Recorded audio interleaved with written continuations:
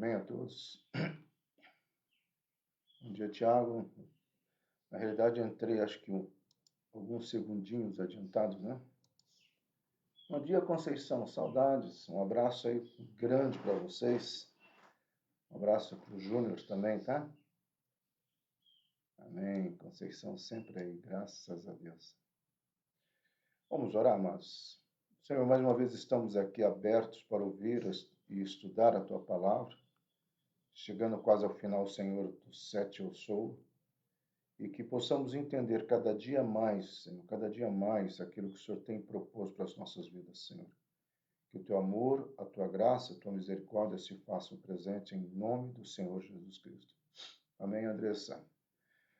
Amado, o melhor título para esses três significados que Jesus traz para Ele mesmo, como Ele sendo o caminho, como Ele sendo a verdade, como Ele sendo a vida, e mais uma vez a vida, né? Amém, Robert? Deus abençoe. Mais uma vez sendo Juliano, Deus abençoe. Ela talvez poderia ser resumida nessa frase, de bem com a vida. Até havia uma pessoa, quando eu fiz parte do ministério deles, eu sempre falava isso, que o sexto, né? Eu sou, tem tudo a ver com você estar de bem com a vida. E até foi montado um programa de bem com a vida.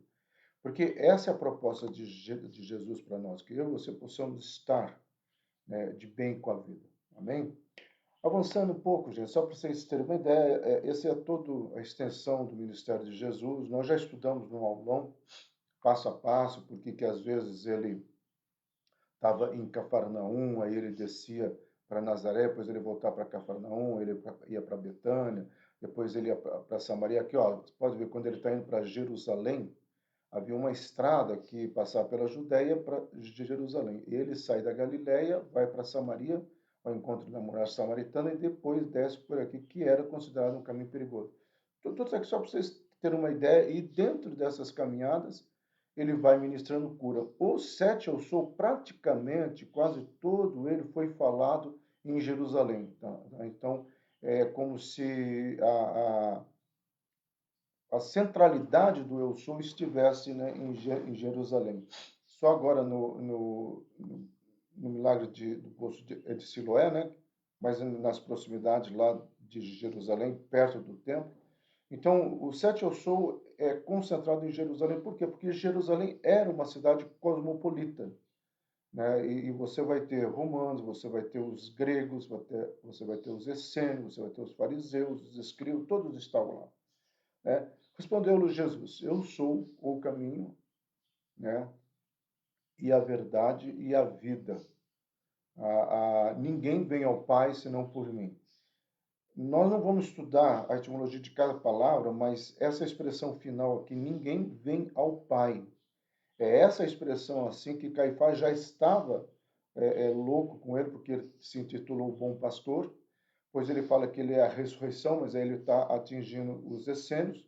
E ele volta de novo agora a afrontar Caifás, e com esse procedimento, Caifás começa já a tramar, né, juntamente com o Sinédrio, como que eles iriam se livrar de Jesus. Porque quando ele fala assim, ninguém vem ao Pai, ele está dizendo para a leitura religiosa da época que ele era maior que o templo, maior que a estrutura religiosa, maior que o judaísmo, né, que Caifás tanto se beneficiava daquilo. Então, por isso assim que essa é uma questão muito forte. Nós já estudamos a Menorá, praticamente nós estamos vendo toda ela, e hoje nós vamos ver a penúltima eu sou, o penúltimo eu sou, né, que está ligado.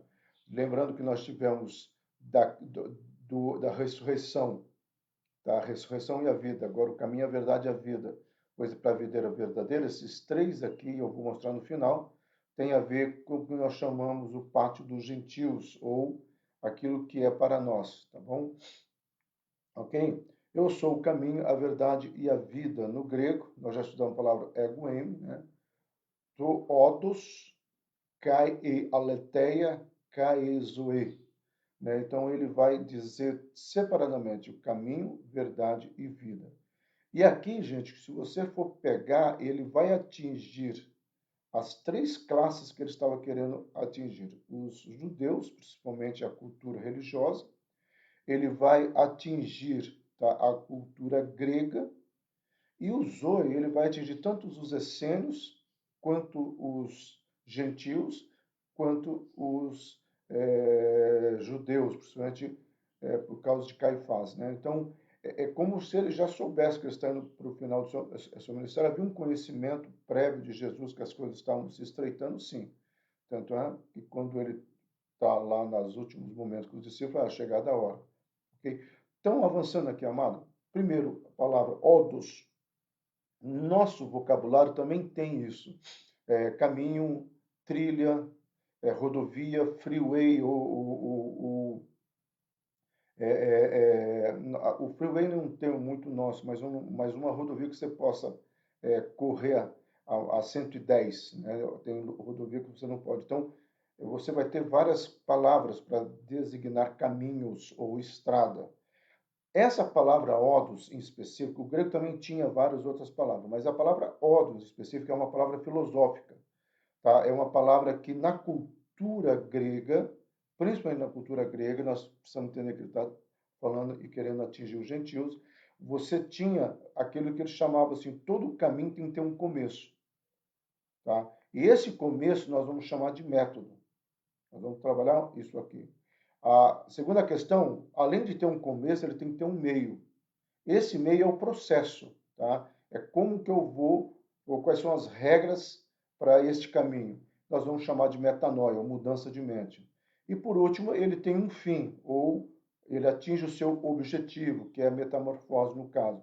E é isso que é estar de bem cabido. A palavra chairô aqui, ela tem a ver com o tempo de Deus, tá? Por que eu coloquei aqui, em vez de colocar tempo de Deus? Porque eu estou fazendo uma ligação entre o tempo de Deus, que tem um método, que quer nos levar a uma mudança e quer nos levar a uma transformação. Então quando Jesus ele fala que ele é o caminho, ele está dizendo, ó, eu sou aquilo que tem um começo, eu sou aquilo que tem um meio e eu sou aquilo que tem um fim.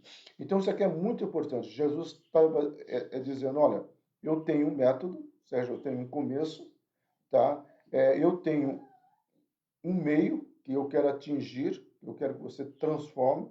Por isso que Jesus começa a falar, chegado o reino dos céus, todo o ministério dele vai ser trabalhado nessa mudança de mente, que é o que eu sempre tenho pregado hoje em dia. Nós precisamos entender que essa batalha que nós estamos vivendo nesses últimos dias é uma batalha ideológica, tá? É uma batalha onde nós precisamos mudar a nossa maneira de pensar, é uma batalha onde a nossa liberdade pode ser tolhida a qualquer momento, onde não há mais segredo. Então, quando você vê o livro de Apocalipse, né, a igreja sendo perseguida, a igreja sendo encontrada, hoje é muito fácil com toda essa tecnologia e sem criar aquela coisa assim de medo, né, ou de pânico, realmente hoje é muito fácil nessa mudança de mente que o diabo está fazendo, porque também o diabo tem um método, tá? O diabo também tem um meio, ele tem uma necessidade de mudança de mente para depois, finalmente, ele transformar, né, finalmente, a sociedade. Então, como que a palavra de Deus vai trabalhar com essas três questões, tá? E é interessante, gente, que quando você vai para as linhas humanistas, tá? Desde Descartes, desde outros autores, né? O poder do pensamento positivo fez muito sucesso há uns anos atrás. Hoje, as linhas de aconselhamento positiva, ou positivismo, né? Ou mesmo os coaching, você vai ver que eles trabalham exatamente isso. Cria um método, muda a sua maneira de pensar, que você vai ser transformado. Então, isso aqui não é novo, gente. Isso aqui não é novo. Tá? Isso já existia dentro da cultura grega helenista. Os romanos implementaram muito essa ideia também de massificação. No tempo de Jesus, Jesus fez muito uso disso. Só que Paulo também fez. E Paulo vai dar algumas orientações para nós de como que nós podemos transformar. Primeira questão de método. Tá? Paulo fala o seguinte, ó, é claro, irmãos, que eu penso que já não consegui isso. Porém, uma coisa eu faço, esqueço aquilo que fica para trás e avanço para o que está na minha frente. Então, é como se Paulo tivesse falando assim, ó, se você quer seguir esse caminho, e Paulo foi o cara que realmente operacionalizou o evangelho, ele foi a pessoa que estruturou o evangelho ou o cristianismo. Tanto é que alguns autores seculares falam assim que o mentor do cristianismo foi Jesus, mas o que conseguiu colocar em prática e colocar regras e o processo foi o apóstolo Paulo. É claro que nós cristãos não vemos dessa maneira, mas só para você entender como é que o mundo secular concorda que Paulo foi a pessoa que ele realmente criou um método. Gente, o meu método é esse. Nós podemos usar outros versículos, mas esse é um dos principais, principalmente pelo contexto de Filipos, né? Uma cidade que vivia debaixo da cultura grega helenista, que era muito filosófico no sentido de muitos filósofos ali combatendo. Você crê mesmo, você crê, colocando em xeque-mate sempre a fé dos filipenses. Então, Paulo falou, gente, peraí, uma coisa, vocês têm que ter um método. Esse método, gente, é esse jejum que nós estamos fazendo, tá? Esse método nós podemos ficar aqui trabalhando em várias outras questões. Eu tenho um método de leitura da Bíblia, eu tenho um método de oração, e hoje esse método na minha vida é uma metamorfose, já criou um hábito. Nós vamos falar sobre isso daqui a pouquinho. Então, esse método ele tem que levar a uma mudança de mente. Então, não vivo como vivem as pessoas desse mundo, mas deixe que Deus os transforme por meio de uma completa mudança de mente. Assim vocês conhecerão a vontade de Deus, isto é, aquilo que é bom, perfeito e agradável a Ele. Tá? Tem muitas pessoas na religiosidade conhecendo o bom, até o perfeito, mas nunca o agradável. Porque, amado, o religioso, ele dá o dízimo porque é bom, ele até dá o dízimo porque ele quer algo perfeito na vida dele, mas ele não dá de coração, não dá agradável, de uma forma agradável ao Senhor. E sabe qual é a origem da palavra agradável? Gratidão.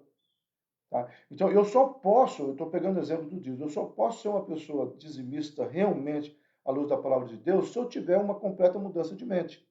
Mas para isso eu tenho que ter um método. Então, eu vou ser, este ano 2021, fiel nesta área ou naquela outra área. O que eu preciso fazer para vencer essa situação?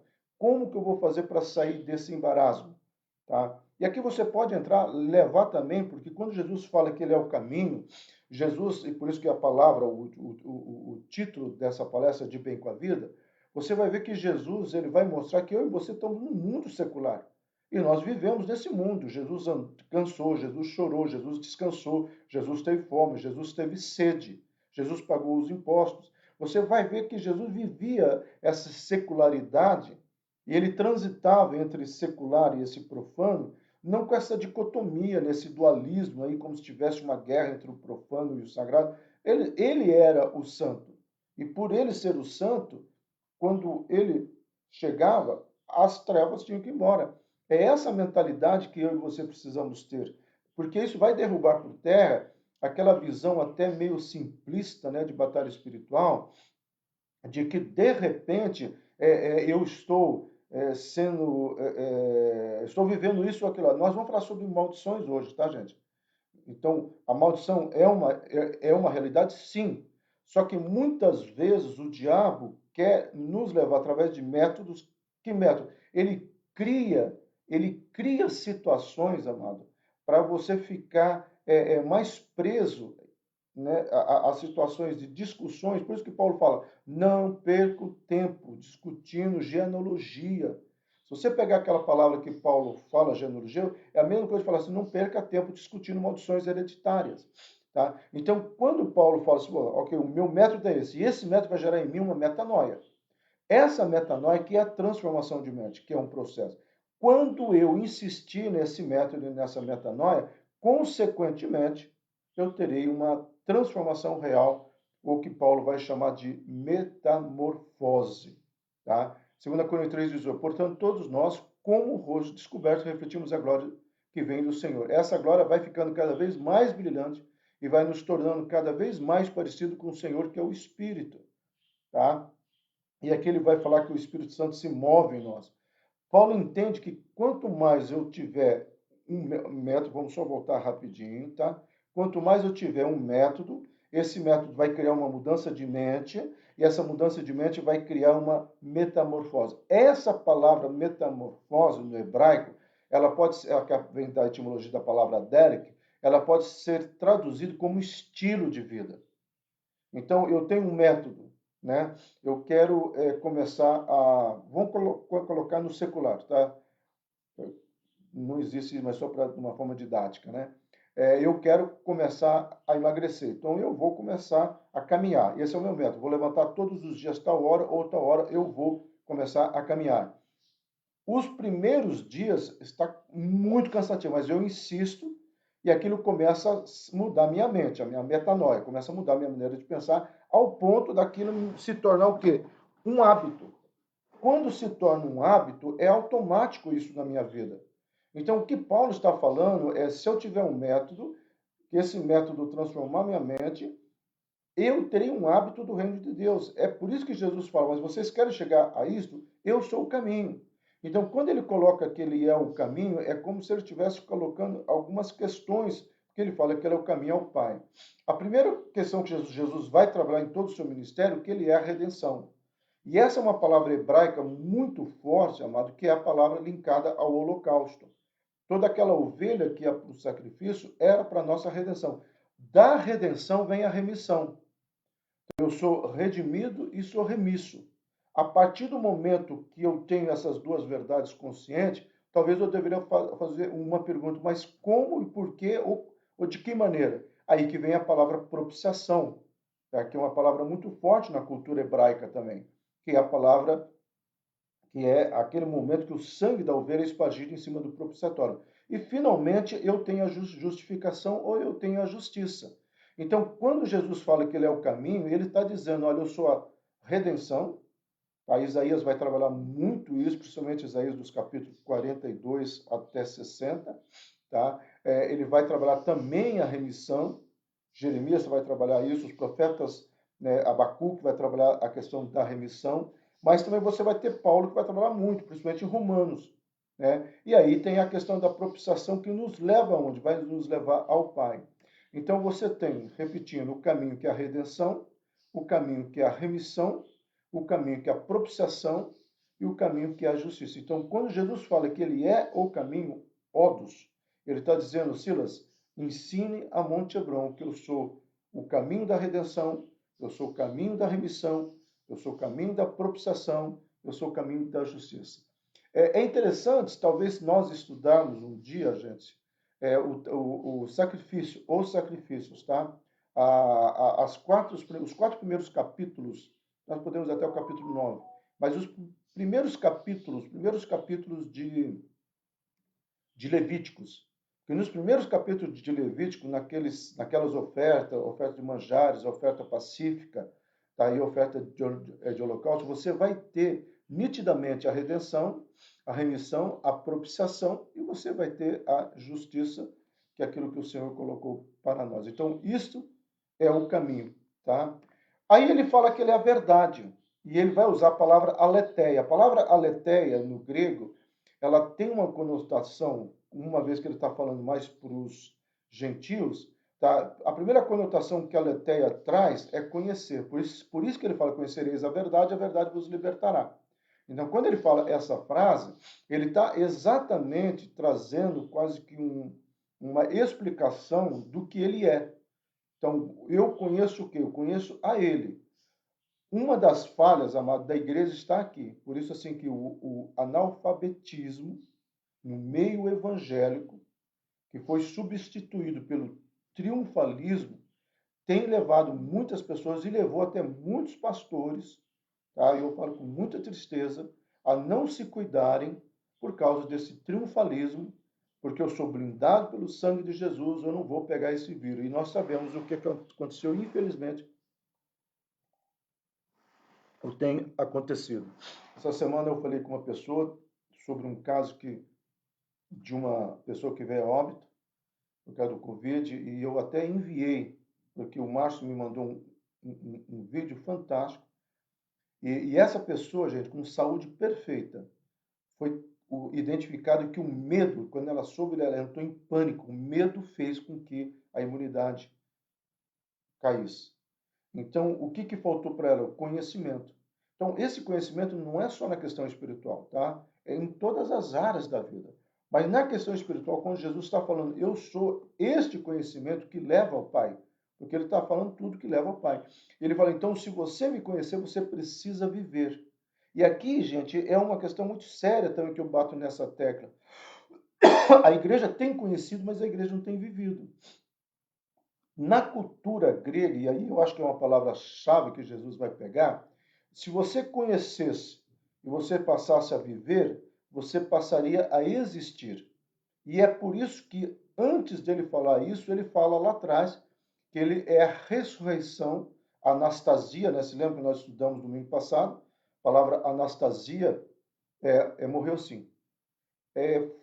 Depois eu falo aqui, mas 50 anos de idade, tá, Nancy? 50 anos de idade, e tudo indica que a pessoa teve pânico. E o pânico fez com que a imunidade caísse. Ok? Voltando aqui. Então, quando eu falei sobre anastasia,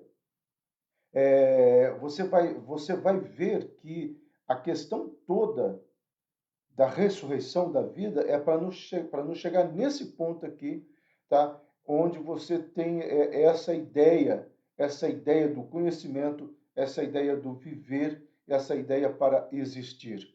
Então, nós existimos aqui. Quando nós existimos aqui, então você avança numa questão que o reino de Deus está trazendo para nós. Então, tem muitas pessoas que estão vivendo, mas não estão existindo, gente. A palavra existir, dentro do contexto hebraico e dentro da proposta da palavra de Deus, é eu saber aquilo que nós falamos domingo passado, vai lá no aulão do domingo passado, tá? É a ressurreição e a vida, tá? E eu tenho que saber quem eu sou, eu tenho que saber de onde eu vim e para onde que eu vou, tá? E que é a grande questão filosófica, né? Que nós discutimos isso bastante também. Então, quando Jesus trabalha esta verdade, ele está tentando nos trazer a esse fato. Eu e você precisamos viver essa verdade para depois nós vivemos essa vida. E, de novo, a palavra zoe, que nós já estudamos, tá? Com eta, né? E não com w. E esse contexto aqui que Jesus está falando, ele está falando de uma vida que é doação e uma vida que é herança. Por quê? Porque ele está falando dele mesmo. Então, quando ele vai falar que é uma vida doação, ele está dizendo o seguinte: aquilo que Paulo vai trabalhar, porque o Espírito que vocês receberam de Deus não torna vocês escravos e não faz com que tenham medo. Então, o cristão, no contexto aqui, por isso que Jesus está dizendo a vocês, porque quando falava do templo, Caifás santificou aquele templo. Em que sentido? Colocou, é como alguns pastores fazem, né? O altar é sagrado. Tem gente que nem entra no altar para conversar com o pastor. Tá? É a santificação de um lugar, é a mistificação de um lugar. Aquilo que alguns historiadores, escritores seculares, o Campbell, o Eliabe, né, que vai trabalhar essa questão da mistificação que muitas vezes a religiosidade faz, que é eleger lugares sagrados, né? Paulo fala, não, o lugar sagrado sou eu e você. Nós não precisamos ter medo. Pelo contrário, o Espírito torna vocês filhos. Então, eu não posso ter medo, eu não preciso ter medo, porque eu sou filho. E pelo poder do Espírito, dizemos com fervor, Pai, meu Pai. Tá? E aqui, gente, é uma verdade fundamental que Paulo realmente começa a ensinar para a igreja, né? Pai, meu Pai, é aquele momento que nós temos essa novidade. Então, essa é a adoração, a doação. Quando nós falamos em herança, e Paulo de novo, assim vocês não são mais escravos, tá? Vocês são filhos e já são filhos. Deus lhe dará tudo que vocês têm para dar aos seus filhos. Exato, a Nancy colocou igual ir batizado dentro do Jordão. Tem gente que acha que só aquele batismo que vale. Então, tem gente que acha que não teve o batismo verdadeiro. É beatificar, é santificar. A religiosidade faz isso. Então, quando Jesus fala, eu sou a vida, ele fala, olha, você não precisa ter medo, né? Porque eu doei, a minha doação para vocês é fazer de vocês serem meus filhos e vocês podem me chamar de pai. E a herança que vocês têm é essa. A herança que vocês têm é que, a partir de agora, eu tenho tudo para os meus filhos. Então, isso daqui é fundamental nessa caminhada. Isso faz com que eu e você tenhamos vida e vida em abundância. Que a palavra perissos, né, é algo completo. A palavra perissos vem de pleros. A palavra pleros significa algo completo que não tem falta de nada. Então, nós não temos falta da doação da vida e nós não temos falta da herança da vida. Por quê? Porque em Cristo Jesus, que é o caminho, a verdade e a vida, nós alcançamos isso. Então, quando eu e você estabelecemos essa verdade, nós precisamos trabalhar alguns princípios, gente. E eu quero trabalhar algumas coisas para nós refletirmos aqui, tá? Então, a primeira reflexão que eu e você precisamos ter, acredite. Quem confia em Deus compreende que nenhum problema é grande demais para ser resolvido. Eu estou colocando aqui, eu trouxe um pouquinho para o nosso dia a dia, tá? Mas nós também temos essa questão espiritual. Acredite, tá? Naquilo que Deus estabeleceu sobre a tua vida, acredite nos planos de Deus para a tua vida. Essa é a diferença, é essa atitude que eu e você precisamos ter. Segunda atitude, nós precisamos ter, tenha coragem, não existe nada a temer. Tenha coragem de conquistar os teus sonhos, porque ele é o caminho, a verdade e a vida. Tenha coragem de investir projetos novos para 2021, porque ele é o caminho, a verdade e a vida. Tenha coragem, né, de querer ter uma vida de santidade, porque ele é o caminho, a verdade e a vida, tá? Terceira atitude, seja uma pessoa entusiástica, tá? Faça a sua vida valer a pena. A palavra entusiasmo vem de uma palavra no grego que significa em, tá? Dentro, entusiasmo é theos. Então significa Deus dentro de nós. Então é interessante que é uma palavra secularmente, né? Você tem que ser uma palavra um cara entusiasmático, né? Ou entusiasmo, só que a etimologia da palavra é Deus dentro de nós. E Deus só vai habitar em nós se o Filho dele for o nosso caminho, for a nossa verdade, for a nossa vida. Por isso que toda referência humanista de pensamento positivo, de referência positiva, seja ela de coaching, seja ela de psicologia positiva, qualquer coisa é furado porque eles partem do pressuposto do humanismo. E o humanismo fala, você é entusiasmado porque você é um Deus. Você tem um potencial dentro de você. Você tem uma força dentro de você. O que Paulo entendeu? Quando eu estou fraco, eu sou forte porque é a força dele na minha vida. Tá? É ele que me capacita, é ele que me dá forças para viver. Como que a igreja de hoje precisaria ler com cuidado, com carinho, com reflexão as cartas do apóstolo Paulo. Aí o apóstolo Paulo vai trabalhar muito isso. Eu e você não somos nada, mas é ele em nós. É ele em nós que faz toda a diferença. Quarta atitude, seja uma pessoa mansa. Não se preocupe, vença a ansiedade. Meu amado, seja uma pessoa que aprenda a viver a ansiedade. A, esse estudo que me mandaram, né, e outros estudos que eu fui pesquisar também, muitas, e inclusive pessoas têm falado sobre isso, tá, no mundo secular, que a questão do quanto que a ansiedade tira a imunidade do corpo, o quanto que a ansiedade faz com que a taxa de resistência vá lá embaixo. Tá? E o que a palavra de Deus vem dizer sobre a ansiedade? Lance sobre ele todas as vossas ansiedades. Essa palavra lançar no grego significa coloque dentro de uma sacola, é isso mesmo, e jogue, porque era uma terminologia de jogar coisa no mar, de colocar uma pedra e jogar para afundar. Por isso que Isaías fala assim, Jesus fala que os vossos pecados foram colocados, né, na profundeza do mar. Isso que é lançar. Tá? Então, essa ideia que Pedro vai trabalhar, lançando sobre ele toda a nossa ansiedade, é como se Pedro lá atrás já estivesse vendo como é que o mundo seria. Eu pedi para a pastora mandar, ela enviou para vocês, né, as recomendações de saneamento básico. Eu citei isso na quarta-feira, no culto que eu preguei aqui, né? Quem quiser lá refletir, nós pregamos sobre Daniel. E eu coloquei lá o quanto que o livro de Levítico é um livro de saneamento básico. O livro de Êxodo também, né, o texto que está ali principalmente em Êxodo, né, como é que o Senhor recomendou alguns usos que estão sendo usados hoje pela ciência. Olha, 2.000 anos, não, gente, quase 4.000 anos depois, né, desde a saída lá do Egito. Olha quanto tempo as regras de higienização que Deus estabeleceu lá são as mesmas de hoje. Então, toda ansiedade nós tem que ser lançada para Ele. Senhor, eu estou com medo. Senhor, eu não estou conseguindo enxergar, mas eu estou lançando esse medo a Ti. E a quarta ansiedade, amado, tenha esperança. Tudo pode mudar para melhor. Jesus Cristo, Ele é a nossa esperança, porque Ele é o nosso caminho, porque Ele é a nossa verdade, porque Ele é a nossa vida. Então, quando você refletir isso, você precisa avançar nessa verdade, você precisa entender essa verdade. Mas lembrando que tudo isso começou com o quê? Eu e você precisamos ter um método, tá? Porque todo caminho tem um começo, um meio e um fim, que é a palavra ódios.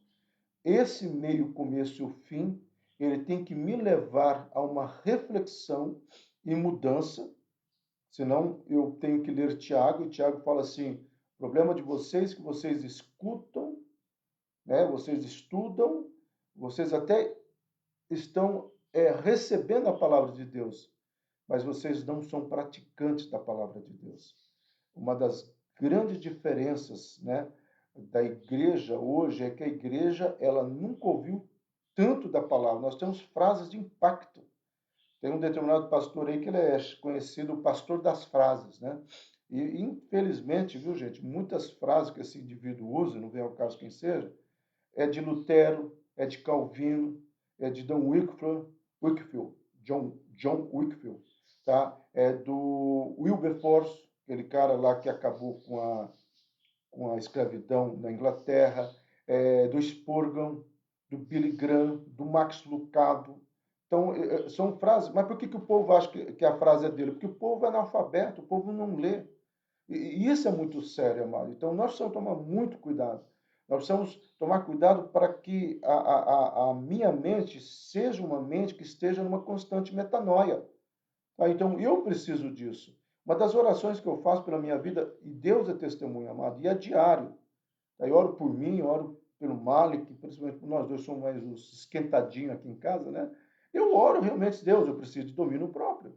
Eu preciso do fruto do Espírito Santo na minha vida. Eu preciso da bondade, longanimidade, mansidão. Amado, não é feio eu confessar isso para vocês. Feio seria se eu falasse que eu sou o cara já pronto. Nós estamos em obra.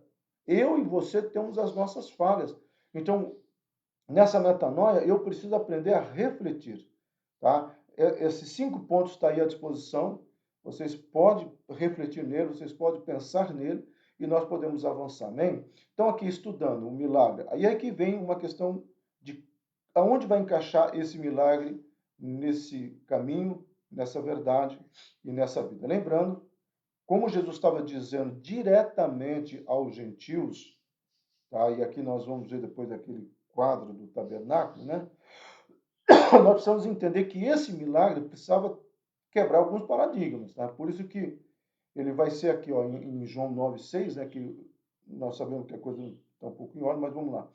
Depois de dizer isso, Jesus cuspiu no chão, fez um pouco de lama com a saliva, passou a lama nos olhos do cego e disse: vai lavar o rosto no tanque de Siloé. Esse nome quer dizer aquele que foi enviado, Siloé. O cego foi, lavou o rosto e voltou vendo. É interessante a história do poço de Siloé, vem lá de trás, dentro da história hebraica, né, do povo judeu, mas eu gosto muito do significado daquele poço, né, aquele que foi enviado. Profeticamente, esse rapaz, que nós não sabemos praticamente nada sobre eles, né, sobre ele, ele vai ter que se lavar, tá, exatamente num poço cujo nome é aquele que me enviou, ou aquele que foi enviado. Que é um termo, gente, criado, não vou colocar criado, mas um termo muito usado por Isaías. Isaías sempre usou o enviado, é uma palavra que Isaías sempre colocou, que é um contexto, né, que nós precisamos entender. Ele é um enviado, o Messias é um enviado. Bom, vamos lá. Curando o cego. Primeira questão aqui, uma leitura sobre as maldições. Porque se você for ler o contexto, há uma pergunta ali que os discípulos, né, aqueles que estavam seguindo Jesus, já estavam querendo saber. Essas maldições acontecem por quê?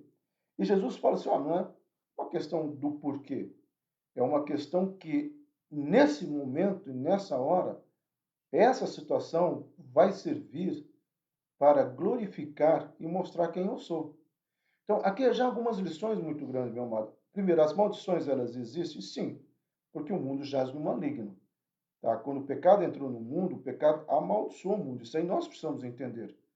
Tá? O mundo viveu sobre maldição até a cruz do Calvário. A partir da cruz do Calvário, todas as maldições elas foram quebradas. Tá? Então, não existem mais maldições? Veja só, e aqui que nós precisamos entender. Não existem maldições, mas elas estão aí como vírus. Tá? Você não vê o vírus. Mas se você não se cuidar e você entrar em contato com esse vírus, a probabilidade de você pegar é muito grande. Vamos pegar que você não tem essa imunidade, então o que vai acontecer? Você vai pegar esse vírus. Nós precisamos pegar isso de uma forma didática e aplicar nessa leitura que eu quero ensinar para vocês. As maldições, elas estão aí. Ponto 1. As minhas maldições, as nossas maldições, se você tem a Jesus Cristo como Senhor e Salvador, elas foram quebradas. Só que elas estão aí porque o mundo jaz no maligno. Tá? Elas serão sanadas de vez somente no milênio, quando a igreja reinar juntamente com o Senhor Jesus Cristo para restaurar a terra e os animais. Então, as maldições, por isso que a maldição da terra vai quebrar, e por isso que Romanos fala que a terra geme, né, por causa dessa maldição, esperando essa libertação. Então, quando você olha para isso, você tem que entender isso. As maldições, elas foram quebradas, mas elas estão aí. A partir do momento que eu entro em contato com elas, seja por pecado, seja por alguma situação, tá? Então, elas começam a tentar operacionalizar de novo na minha vida, ou seja, ela tenta chegar a um ataque de novo na minha vida. E aí, por isso que João vai falar que todos os dias nós precisamos estar confessando os nossos pecados. Filhinhos, se vocês falam que vocês não pecam, vocês estão mentindo. Então, confesse os vossos pecados. Tá? Essas maldições, elas vão exigir algumas atitudes proféticas. Aí é uma questão, amado, de entendimento, de revelação. Tá? Há situações onde há necessidade de um jejum. O próprio Jesus falou que esse demônio foi expulso por falta de jejum. E demônios ali configuram maldições também. Tá? Então, assim, nós precisamos fazer uma releitura, mas não cairmos naquela religiosidade de ficarmos presos a tudo. Que é isso que Jesus quis falar, gente. O que é mais importante aqui? Você ficar entendendo o que é a maldição ou ser liberto dela? Uma vez lá em Curitiba me perguntaram assim, pastor Cílio, se um dia o senhor chegar lá no seu apartamento, né, na Padre Anchieta, e o senhor chegar lá e está cheio de demônio, o que o senhor faria? Eu falei, o que eu faria? Eu olharia para ele e diria, em nome de Jesus, saia daqui, porque aqui não é o teu lugar. Mas só isso não. Depois eu ia entender por que eles entraram. Depois eu ia talvez ver se tem alguma brecha, foi algum pecado, ou foi somente um teste ou uma artimanha do diabo. Mas no primeiro momento, mas eu não vou ficar fazendo entrevista para o demônio. Nossa, demônio, você aqui na minha sala, como é que você entrou, hein? O que você veio fazer? Eu vou mandar sair, não tem que conversar com eles de maneira alguma. É essa a questão que Paulo vai falar aos Gálatas. Gente, parem com essas discussões bobas que não te levam a nada. É isso que Paulo vai falar. Tá? Então, quando Jesus cura esse cego, o processo que Jesus está fazendo aqui, nós vamos falar agora, é um processo de dizer, olha, eu faço novo todas as coisas. Qual foi o processo de cura? Aqui foi muito diferente. Primeiro, ele gosta, né, ele faz uma meleca lá. Há muitas pessoas que já tentaram fazer uma leitura disto, né, que aquelas eram ervas medicinais, devia ser tal planta. Meu amado, se fosse importante nós sabermos que planta, se ali foi uma situação fitoterápica, se foi uma situação homeopática, Jesus teria falado. Então eu vi lá a planta tal, fui lá e eu usei. Não, ele só fala que ele cuspiu um lodo, fez um lodo. Tá? Então não vamos tentar descobrir, porque é o que eu falei antes das maldições. Não vamos ficar tentando descobrir, vamos dizer, Senhor, eu tomo posse da cura. Só que aqui vem uma coisa bacana, gente, que eu e você precisamos entender. Primeiro, como é que essa cura é feita? Há um comando que é dado para esse cego. Se lembra lá o primeiro slide? Caminho, aquilo que tem um começo, que tem um meio, que tem um fim. Começo é o método, o meio é a metanoia e o fim é a metamorfose, o estilo de vida final. É a mesma coisa que Jesus está fazendo aqui. Ele teve um começo, ele teve um fim, vai, tocou o cara e teve uma mudança. Lava-te. E esse lavar deveria ser autenticado por quem? Pelos sacerdotes. Ou seja, toda aquela sociedade iria ver o que aconteceu. Jesus poderia ter estalado o dedo, Jesus poderia ter soprado, né, nos olhos, na visão e trazido a visão. Jesus simplesmente poderia ter olhado para o Pai e dito: Senhor, restitua a visão a esse homem. Ele poderia ter feito tudo isso, meu amado. Mas como ele estava trabalhando, principalmente aqui nesse momento com os gentios, eu creio que ele estava colocando assim, olha, vocês precisam entender que o caminho é para ser percorrido, a verdade é para ser vivida e a vida é para ser desfrutada. Então, eu sou o caminho, eu sou a verdade, eu sou a vida. Então, a palavra verdade, aletheia, quando ele fala isso, ele está dizendo que eu e você precisamos conhecer para existir e não apenas viver. Porque viver para a cultura grega é ligar o piloto automático. Tá? Deixar a vida leva eu. Existir para a cultura grega é você ter o comando da sua vida. Você saber quem você é, de onde você veio e para onde você vai. Então você vê que está tudo interligado, os eu sou. Jesus não vai falando aleatoriamente. Havia um esquema, né, um roteiro que Jesus estava cumprindo. Tanto é que nós vamos estudar semana que vem, eu sou a videira verdadeira, você vai ver que ele fala isso, uma palavra no grego, ainda não é hora, ainda não é hora. Tá? E quando ele está ali preparando a última ceia, ele fala, é chegada a minha hora. Ele está lá no Getsemane, ele repete a mesma coisa, é chegada a minha hora, fiquem comigo. Então, quando você vê o caminho, a verdade e a vida, você tem que entender que ele faz parte de algo que começou lá. Eu sou a ressurreição, anastasia, ego anastasito zoe. Eu sou aquele que te traz de volta aos valores do reino de Deus. Mas para isso você vai ter que caminhar, você vai ter que andar. Então vamos lá, gente, é muito importante isso. Nós já vimos e falamos, né, que a partir daqui, os três últimos eu sou vai estar trabalhando, tá, exatamente com esse momento dos gentios. E aqui está a porta, que é os quatro evangelhos, Mateus, Marcos, Lucas e João. Existe todo um estudo, gente, bacana sobre... porque aqui nós temos quatro cortinas, tá? E cada cortina tem uma cor. Cada evangelho tem um significado. Cada significado desse evangelho, olha só que coisa tremenda, leva as cores das quatro cortinas. Nós precisamos entender, amado, que isso aqui foi feito lá quando eles saíram do Egito. Isso aqui foi feito no tempo de Moisés. Então, por isso que o livro de Hebreus fala o seguinte, olha, o tabernáculo é a sombra e projeção das coisas vindouras.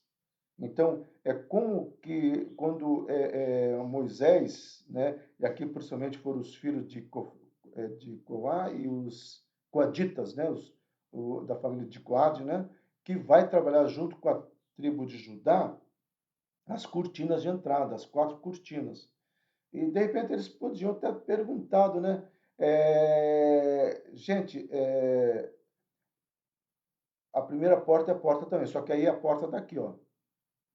Você vai trabalhar isso daqui. Nós vimos isso aqui, né? Lá atrás. Eu estou usando o termo porta. Na realidade, aqui era o caminho. Essa primeira entrada era o caminho. O caminho do que? O caminho da entrada do altar, da pia, tá? O caminho do sacrifício. Esse pátio aqui, ó, era feito todo o sacrifício. No templo que Herodes vai construir, tá? Você vai ter aqui do lado de fora, que eles vão chamar pátio dos gentios. Então, os gentios ficavam aqui, vendo até o que acontecia aqui dentro. E os judeus, eles poderiam transitar nessa parte aqui, tá? Não é tão próximo aqui, era mais para cá, tá? Que a parte dos gentios. Pedro fica lá, por isso que eles questionam Pedro, ok? Mas avançando aqui, então, quando você trabalha esses quatro evangelhos, talvez você, né? Imagina lá atrás, mas Moisés precisa de quatro cortinas, uma só não dá? E interessante que Deus não fala, Moisés, põe quatro cortinas, porque lá na frente vão ser escritos quatro evangelhos.